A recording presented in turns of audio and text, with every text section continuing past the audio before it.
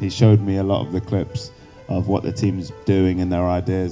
এবার নেইমার ও রোনালদোর কথা না ভেবে সোজা লিওনেল মেসিকেই সম্বোধন করেছেন বাংলাদেশের কিংবদন্তি ফুটবলার হামজা চৌধুরী। জানিয়ে চলছে এখন পর্যন্ত নেটিজেনদের মাঝে সমালোচনার ঝড়। হ্যাঁ দর্শক, তার এই বিস্তারিত জানতে ভিডিওটি না টেনে শেষ পর্যন্তই দেখতে থাকুন। প্রিয় দর্শক, ইতিমধ্যেই বাংলাদেশের ফুটবল দলের হয়ে হামজা চৌধুরী নিজের যোগ্যতা প্রমাণ করে দেখিয়েছেন এবং সাহসিকতা দেখিয়ে যেন অর্জন করে নিয়েছেন বাংলাদেশের ভক্তদের ভালোবাসা। কিন্তু এক সাংবাদিকের কঠিন প্রশ্নের জবাবে যেন এবার থমকে দাঁড়ালো হামজা চৌধুরীর লাইফ লাইন। কেননা যে প্রশ্নটি করা হয়েছিল যে আপনার ফুটবল জগতে লিওনেল মেসি, নেইমার জুনিয়র ও রোনালদোর মতো বড়সড় তারকার মাঝে কার পারফরমেন্স ভালো লাগে, এমন প্রশ্নের জবাবে যেন হামজা চৌধুরী একটুও দেরি না করে সোজা লিওনেল মেসির কথা বলেন, বরঞ্চ লিওনেল মেসিকে সম্বোধন করে বলেন, আমি ফুটবল জগতে এক লিওনেল মেসির ভক্ত, তার মতো বিখ্যাত ফুটবলার আমি দ্বিতীয়ত দেখিনি। আমি তাকে আসলেই অনেকটা ভালোবাসি। আমি একে একে তার মতোই হওয়ার চেষ্টা করি। আর এই কথাটা নিয়েই যেন এখন পর্যন্ত সমালোচনার ঝড় বয়েই যাচ্ছে।